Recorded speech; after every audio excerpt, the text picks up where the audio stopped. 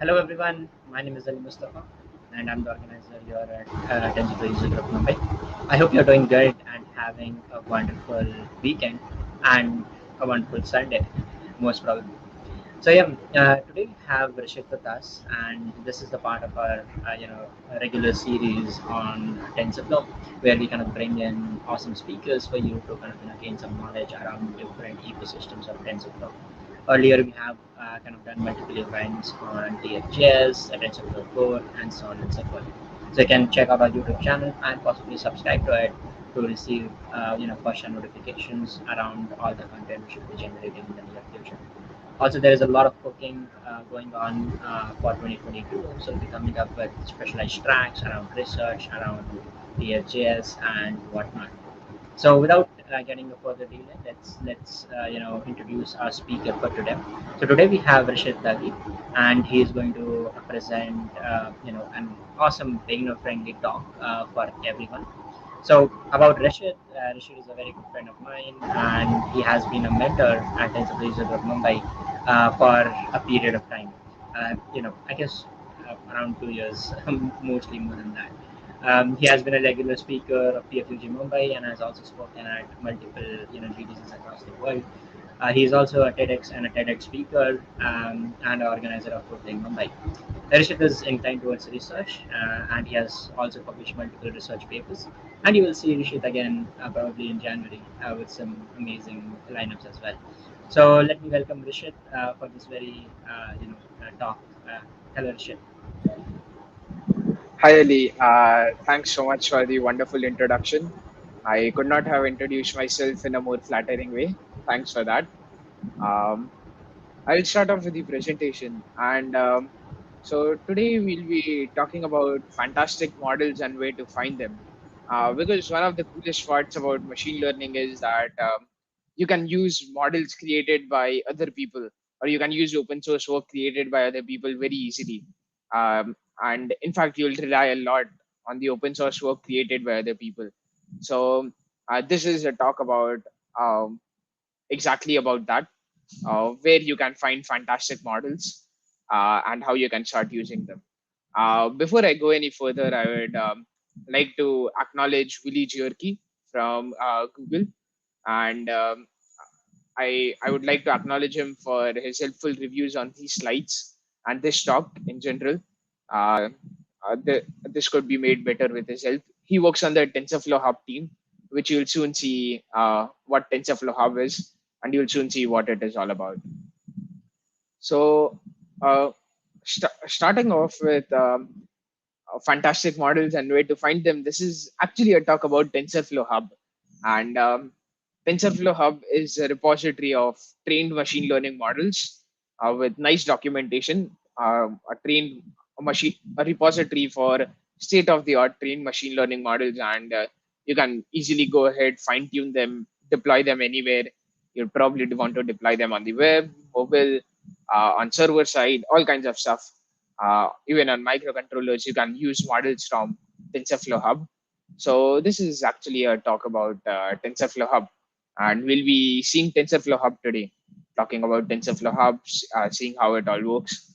So we'll also see how you can make use of models which have been created by the open source community. So as an example, we'll use an image classifier trained on ImageNet, and we'll also be fine tuning both today. We'll be doing style transfer today. All of this with TensorFlow Hub. These are some cool demos we'll be taking a look at. And I feel this is really interesting because not owning a GPU is no longer the is no longer a big entry benchmark. If you want to get started with probably a simple use case, you can take a model by the open source community and fine tune it for your own task.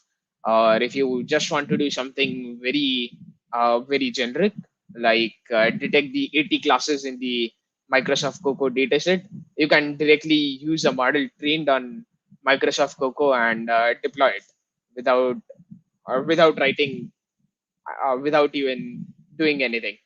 You can directly put it out into deployment, or you can also fine tune it. Um, and yeah, it takes a lot of money, a lot of GPUs to train from scratch on ImageNet. So um, TensorFlow Hub will also solve that for you. You can start using state-of-the-art models. So a bit about me. I think Ali has covered all of this really wonderfully. So I won't go in over here. Um, but if you want to know more about me, you can find my coordinates at rishit.tech, or I also do, or you can also find me on Twitter at Rishit_Dugly, and on GitHub, I keep making machine learning libraries and cool open source stuff at Rishit-Dugly. But I'll leave this introduction for now. Ali has covered this wonderfully, and let's get into our topic for today, TensorFlow Hub. So I would start off by talking a bit about who the ideal audience would be for this talk.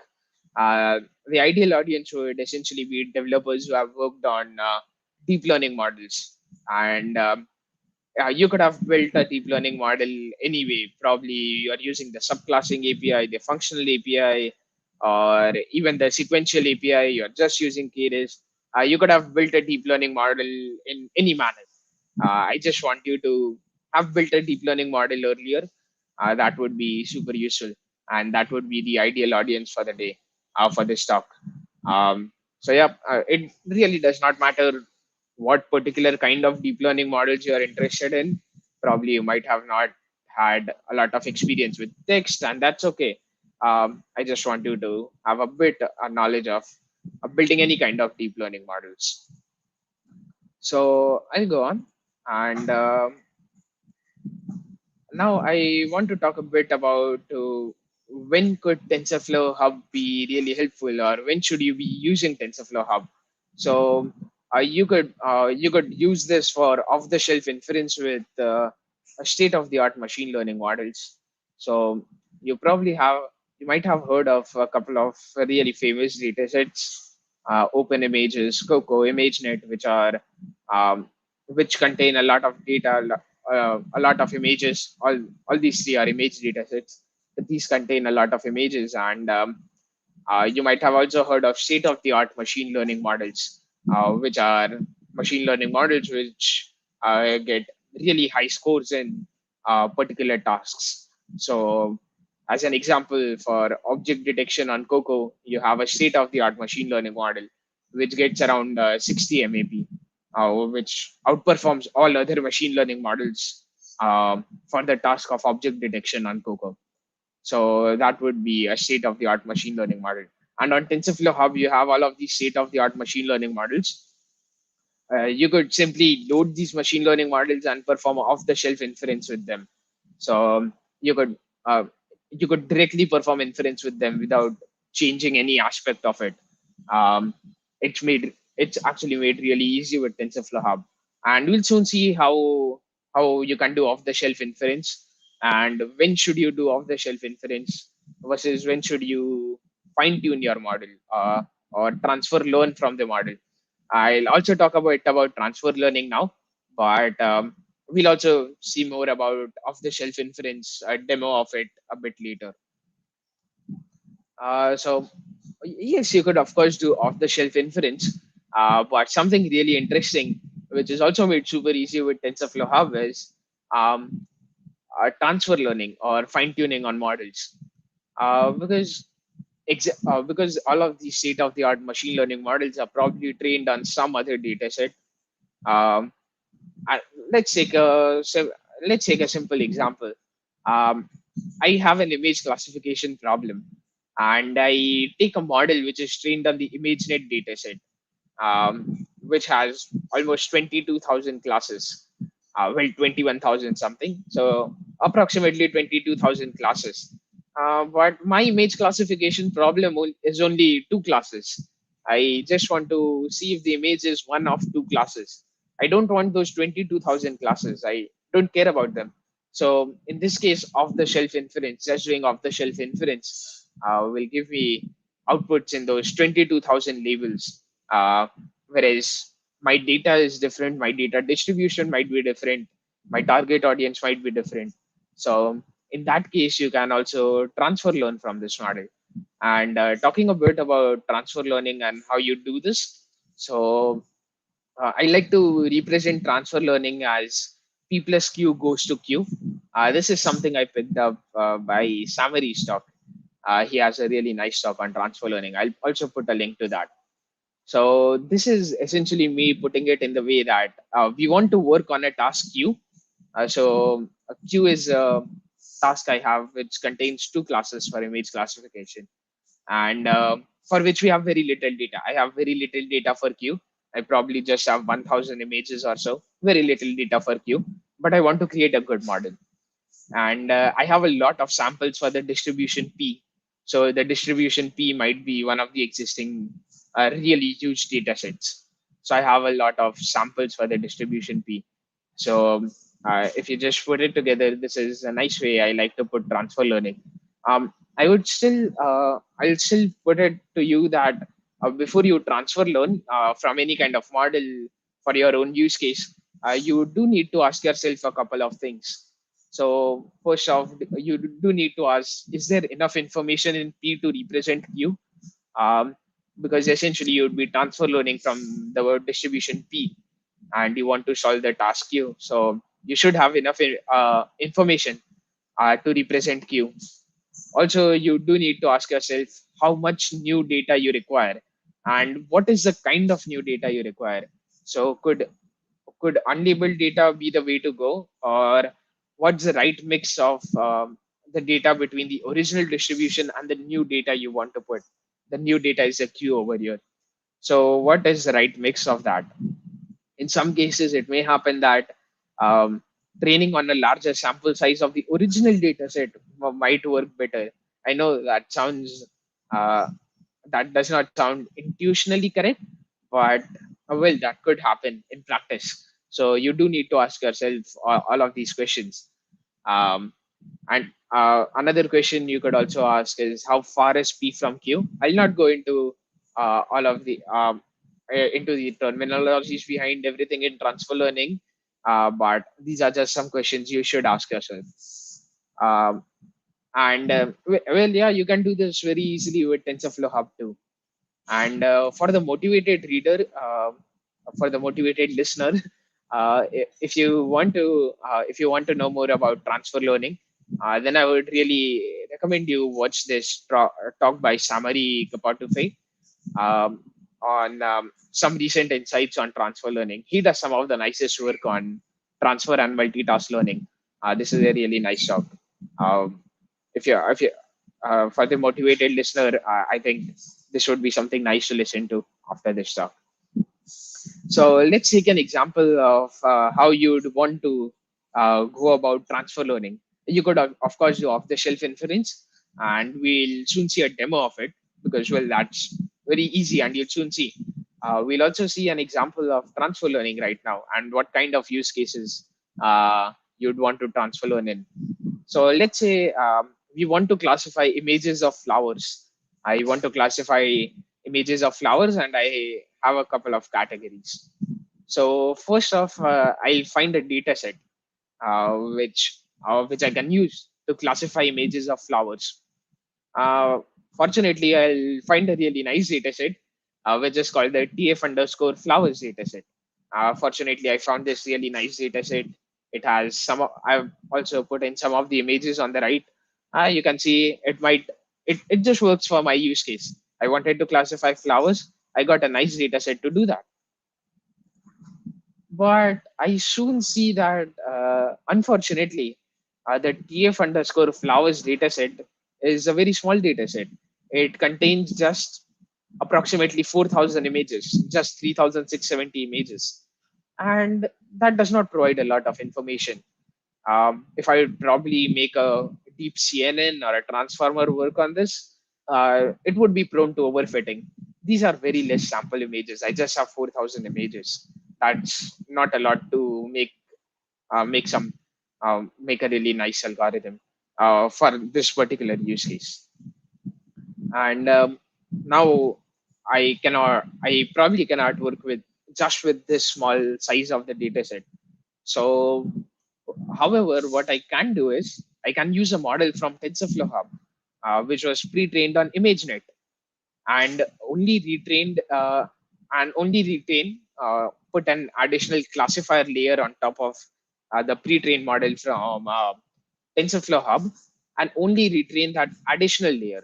I'll now I'll put another layer on top of the pre-trained model I get from TensorFlow Hub, and I'll only retrain the last layer of it. I'll freeze the model weights, and I'll only retrain the last layer of it for my use case. And well, that is when transfer learning can be something really helpful. Um I just have a small data set and I can make use of pre-trained models on TensorFlow Hub or literally from anywhere. Um, so this is another nice code example you would love to see.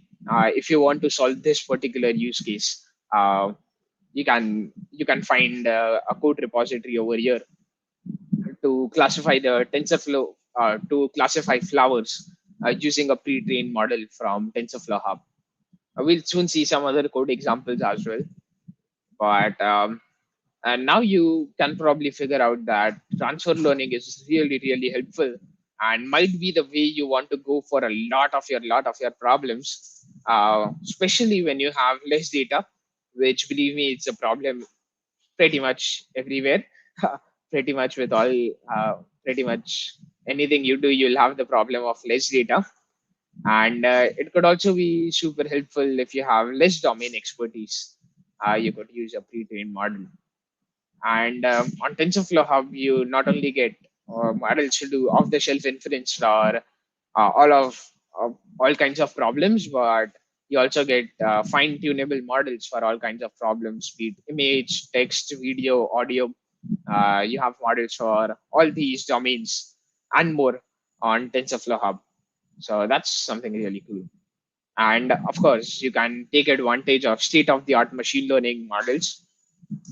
People who have probably trained these machine learning models on um, large hardware, spent a ton of money, and trained it for weeks. You can just take the advantage of all of these state-of-the-art machine learning models in your own projects or for your own task. So that is something really cool. Finally, on TensorFlow Hub, you also get ready to use models, which you can put on or deploy on all kinds of devices. If you're probably if you're probably deploying your model on a server, you'd need TensorFlow extended on the browser, TensorFlow JS, and TensorFlow Lite and Coral for microprocessors or edge devices. So you can take a model from TensorFlow Hub and deploy it in all these kinds of formats. It's ready to use for all these formats, which is also something I find super interesting. You can get your model to people on edge devices as well, on the server, on the browser, all with some lines of code. That's something really interesting. And so this is just an example of deploying the model on web.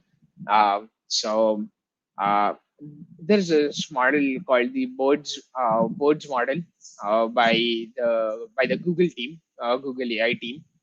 They created a Birds model, and I can directly take the model from TensorFlow Hub and deploy it for my own use case. Really makes your work really easy if you're working on some kind of generic use case, like identifying birds for which they had already built a model, or of course you can fine tune. And if I haven't stressed this enough, you get to use models from the vast open source community. Uh, these are just a few publishers, just a few models which are present on TensorFlow Hub. It has thousands of models, uh, thousands of open source models, nice documentation following it, and a lot of publishers which keep publishing models. I also publish a couple of models. And at the end, I'll also leave you with how you can contribute to TensorFlow Hub, how you can make an open source contribution to TensorFlow Hub. I'll talk briefly about that in the end as well. So let's now get to really cool part, which is demos. So we'll be using TensorFlow Hub, making use of pre-trained models, um, and we'll be seeing some what I believe nice demos. So the first is style transfer. So if you don't know what style transfer is, I think this image pretty much sums it up. So I have the video on the left, and I want to apply a different kind of style to it. I'll probably want to apply a style from another image. So this looks a bit like the comic book style. So I probably give it an image of the comic book style, and on the left is my original video. So it took the comic book style and converted my original video uh, into following the style from the other image I had put in, which is the video on the right. So this is like a demo of it, and let's now see how you can do this with TensorFlow Hub. And believe me, it's super easy with TensorFlow Hub. So I start off with this image. There's an image you see on the top left corner, right? So I start off with this image, really simple image. Then first off, I also have another image, which is the image on the right, which is my style image. I want to convert the image on the left to use the style from the image on the right. So that is what I'll be doing over here. And So now if you just go through the um, code and how easy it is with TensorFlow Hub. So first off, you'll see that I first off load my model. I load my model over here. This is a TensorFlow Hub.dev URL. You can just go to tfhub.dev, choose a model which you like. So this is the model I chose, which is called arbitrary image stylization. So you can just load the model as easy as hub.load. And now I have loaded the model. So I can simply perform off the shelf inference with it. I don't change anything. I just want to perform inference with this model. So I can also do that very easily. And this particular model requires me to pass in two arguments. One is my left-hand side image, the original image. And if I just go a couple of slides back, this is my style image. So I provide both of these, the content image and the style image, to my hub model. And well, I can easily perform off-the-shelf inference with this very easily. I just need to call the model on both of these arguments, and I get back the stylized image. So you can use the power of all of these vast pre-trained models, really cool pre-trained models, uh, very easily with TensorFlow Hub. And next up, we'll see one more example of off-the-shelf inference, and then we'll see a nice example of fine-tuning as well. So let's go ahead and see an example of off-the-shelf inference yet again for image classification. So what we did now was neural style transfer. Now let's do image classification, which is a really popular task. And for this, what we'll be doing is we'll be using a model I published on TensorFlow Hub. This is an open source model I implemented and contributed to TensorFlow Hub. So we'll be using this. And you might be aware of this model called ConvMixer. The ConvMixer paper was pretty famous these days. The ConvMixer paper was recently very famous.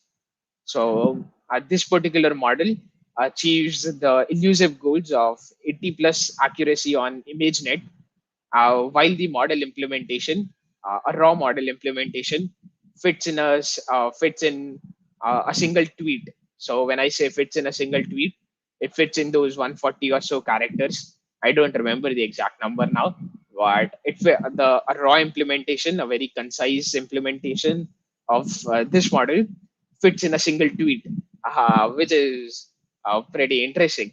And it also achieves 80 plus accuracy on ImageNet. So this was kind of really interesting to see a very simple model. I'll not go in details about how the model works or how I implemented this model from the paper. Let's use the TensorFlow Hub model and start working, because that's also a beauty you can start using the power of probably models and implementations I spent hours working on. You can just use it with this much code. So similar to earlier, I get my TensorFlow Hub.dev URL. I can see my TensorFlow Hub.dev URL over here. So this is my model URL. I'll again load the model, and then you can also see the documentation for this. That would be a nice way to go about. And for this, uh, I was using the serving default signature, and I just pass it in my image. So whatever image I want to classify. In the header slide, you might have seen this particular image. So this is the one I put in over here. I put in the code over here. So this is my image. I just put in my image. Use serving default signature. You should of course read the documentation. This is a model I published, so I know about that. And there it is. I get the output. I can also, so this is pretty much logits. So I can also convert it into labels very easily. And I, for the particular image we put in, this is a goldfish. It was able to return me goldfish carassius auratus, which I think is a scientific name of goldfish. Yeah, it is a scientific name of goldfish. So this was again another example of off-the-shelf inference, which I think is really interesting. And for this one, let's see an example. So probably someone could also paste the link in the chat. One of the organizers could also paste the link in the chat. That would be really helpful. And what I'll do is I'll reshare my screen to my Google Colab screen. So I'll just run this particular demo here in Google Colab. You can also try it on your own machines. It's really easy to do. So first off, what I do is I'll start sharing my screen again. Give me a moment. Okay, here we have it. So first off, what I do is I go to TensorFlow Hub.dev, and I'll probably find some nice models I want to work with. Now, because I want to do image classification, I'll go to TensorFlow Hub and search for nice image classification models. And let's say I like this model. I like the conmixer models. So I'll just go ahead and see what all models this collection includes. So collection is just like a group of similar models. So each model can have different variants, right? Different settings it was trained on. So I can use, so I can get all of these models in a single collection. So I publish this collection, and I see that the bottom three models are feature extractors. So what I can do is I can fine tune on those models. Right now we are looking at an example of off-the-shelf inference. We'll also see fine tuning. So I can probably pick one of these three models. In this particular use case, what I want to do is I want to focus on accuracy. And I really don't care how many parameters or what my model size is. There are, of course, scenarios where you want to care about it, and you can choose from one of those. But for now, what I'll do is I'll just choose the most powerful model over here. So the most powerful model over here is this one. Let's click on it. And I get redirected to a TensorFlow Hub link. And this tells me how I could start using this model. So I just do copy URL, paste it over here. Now I have already done that for you in this Colab notebook. So you don't have to do anything from your side. So I'll just select the model I wanted. 1536 was the most powerful one. Let's run that for now. And I now have some image pre-processing code, which again, you should see from the documentation.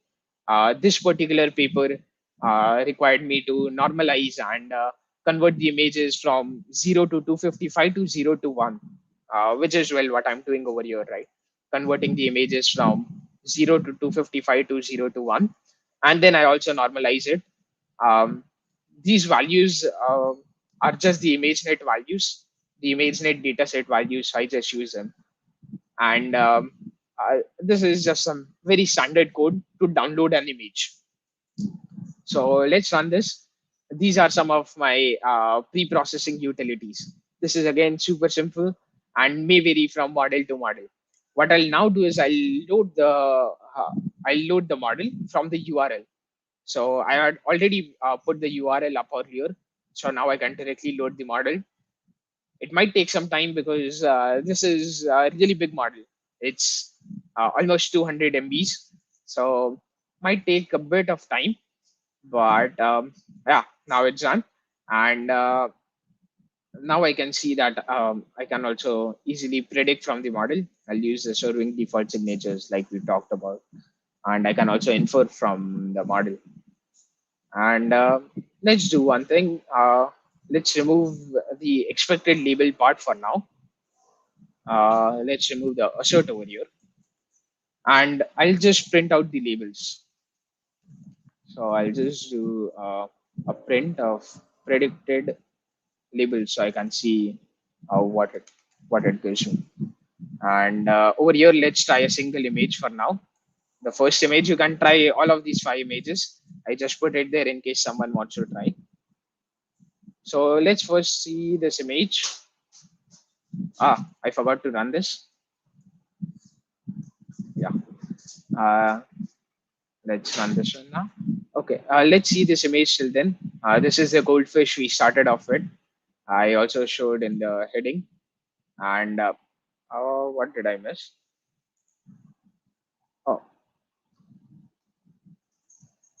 Oh, predicted labels, a typo.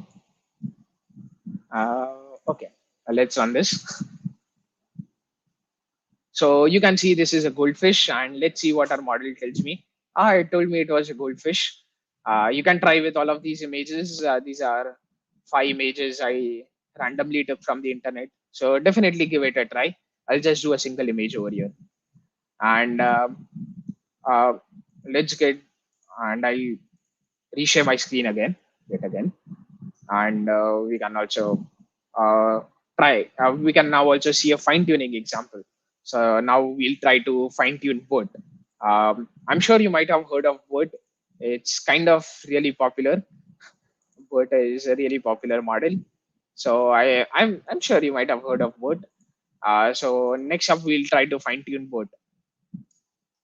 And oh, thanks, my screen is visible again. And so let's try to fine tune BERT. And if you remember in the last example, we had image pre-processing utilities. And I had written all of the image pre-processing utilities myself. So for in the case of BERT, because there's a lot of pre-processing to do, if you want to fine tune it, we'll be using BERT to fine tune and classify text from our own data set. So because there is a lot of pre-processing to do, the TensorFlow team, the team which worked on BERT, has also released a altogether pre-processing model. So you can run the pre-processing model first, then run the BERT model and fine-tune the BERT model. So as you can see, you now have the 3 outputs from the pre-processing that a BERT model would use. So I have the input words ID, the input mask, and the input type IDs. These are the 3 outputs our pre-processing model from BERT would return. So I again find out the pre-processing model for BERT. In this case, it's called BERT EN uncaged pre-process. So yeah, this is the pre-processing model I'm using, and I also have I have put it on some testing text, so you can just see the pre-processing outputs.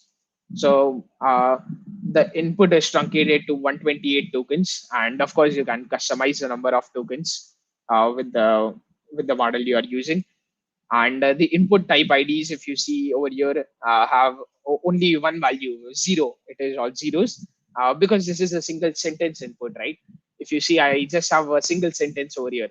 So for a multiple sentence input, it would have one number for each sentence. Um, like it would have, let's say I have 2 sentences, so it would have one number for each sentences. In the testing text I sent over here, I just have a single sentence. That's why all my input type IDs are 000. Of course, in your own data set, these would be larger, and we'll also see that. So So the BERT model returns a map with three important keys. I really care about these three important keys, which is the pooled output, the sequence output, and the encoder outputs. In case of BERT, I think you would want to know some of the nits and bits of how BERT works to better understand this. But very simply, from the first output I require is a pooled output, which represents each input sentence as a whole. So if you just do the math over there, you'll get a shape of batch size comma edge, right? And what you can actually think of this as an embedding for the entire of for one entire data point. So the pooled output is, you can think of it as an embedding for one entire data point, which I'm interested in. And I'm also interested in the sequence output, which represents each input token in the context. So you can think of this as a contextual embedding for every token in a single data point. So the embedding for every single token in a single review or in a single data point. Finally, I also care about the encoder outputs, which are the intermediate activations of the transformer blocks. So these are the intermediate activations of the transformer blocks. And so if you just do the math for this, then you'll easily see that the shape for this should be batch size, comma sequence length, comma 1024. Right, according to the model we just loaded. You can, of course, customize the number of tokens and so on. So the value, that is the third output we are interested in. Pooled output, sequence output, and the encoder outputs. So that is what I'll be getting from using the BERT model. Now notice I'm not using the pre-processing model, I'm using the real BERT model. I'll pre-process it first, of course, but after that, I'll use the real BERT model. So this is the part where I do the pre-processing stuff. I use the pre-processing model we saw earlier, and I just pass in all my encoder inputs. After which I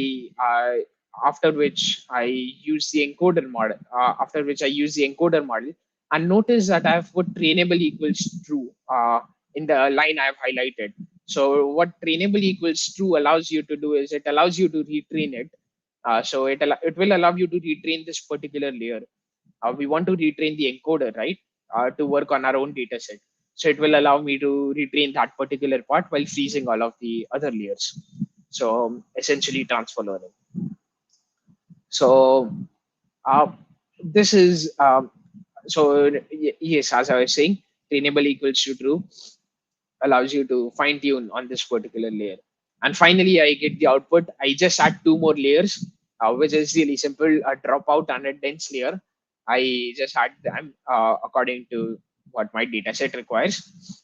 Of course, your layers below this could be very different according to what you need for the data set. And in the last line, I create a model. I create a model class out of this, so I can later retrain this. So I think that was how easy it was to fine tune BERT for your own data set. And now you can just pass in the, you can just use model.compile, model.fit. Actually a lot of stuff you can do with just these both commands. That is also really interesting. Model.compile and model.fit does so much for you. And so you just do model.compile, model.fit, put in your optimizer, loss, put in your training data, testing data, number of epochs you want to train it for, and voila, you just fine tune BERT on your own data set.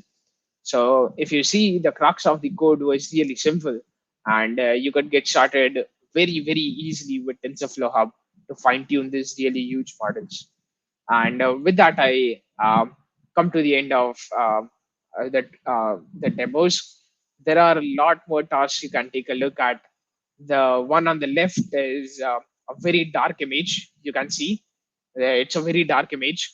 If I just, so this is a very dark image. I can't make out anything.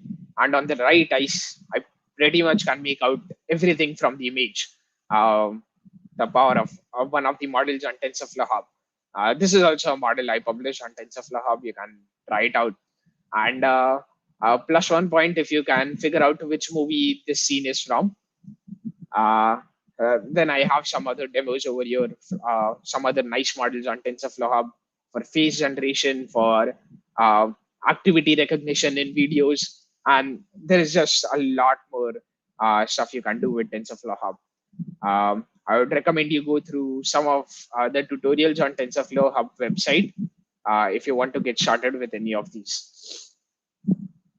You can also know more about how you can publish your own models, contribute to the TensorFlow Hub, contribute to TensorFlow Hub at tensorflow.org/hub/publish. It is quite easy to contribute to TensorFlow Hub. If you have a nice idea, do consider contributing to TensorFlow Hub. It will make it really easy for other people to use your research, use your work. I'm also working on a contribution of my own, a new contribution with Ali. Ali is in the backend making sure this event goes as it is supposed to. So yeah, we are also working on something new, new contribution to TensorFlow Hub. And finally, if you want to take a look at the slides again, you'll find the slides on bit.ly/tfhub-deck. You'll find this exact slide deck over there. Feel free to take a look at it. And I think probably one of the organizers could also paste this in the chat if anyone wants to take a look at the slides. And with that, I come to the end of my talk. Thank you so much for listening to me, and I hope you took back something from this, and you'll probably start using state-of-the-art models in your own projects.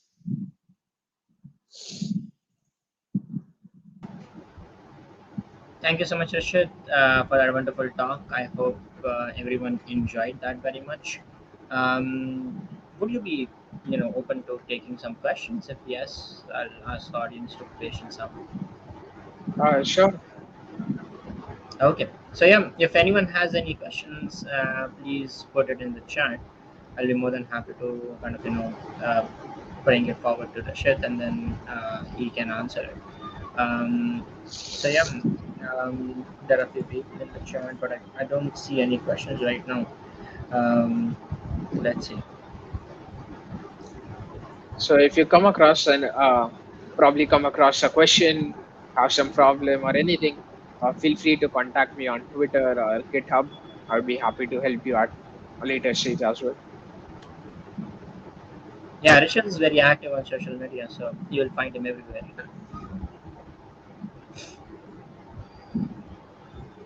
Awesome. Looks like we don't have much questions, but yeah, I really feel that AF Hub enables everyone to kind of go ahead and start directly start with machine learning, even if you're a very beginner, in the whole domain, which is the power of TF Hub, which kind of enables you to utilize state-of-the-art models right away without much without much of a problem.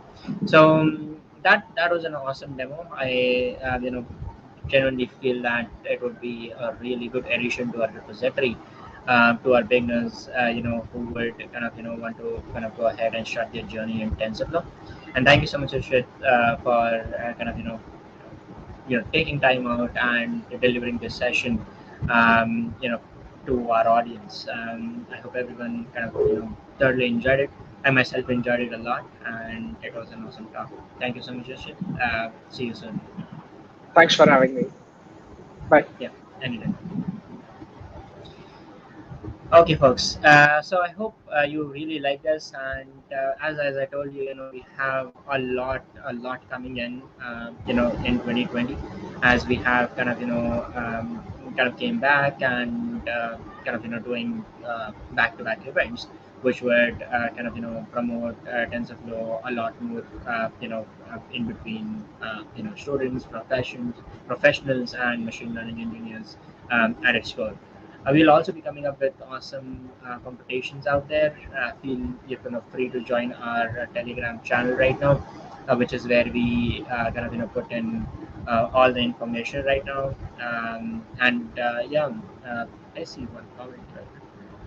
Thank you so much for the session. Lovely. Thank you, Shivani, for coming in. Yeah. So see you folks soon. Have fun Sunday. Take care and be in good health. Bye bye. See you soon.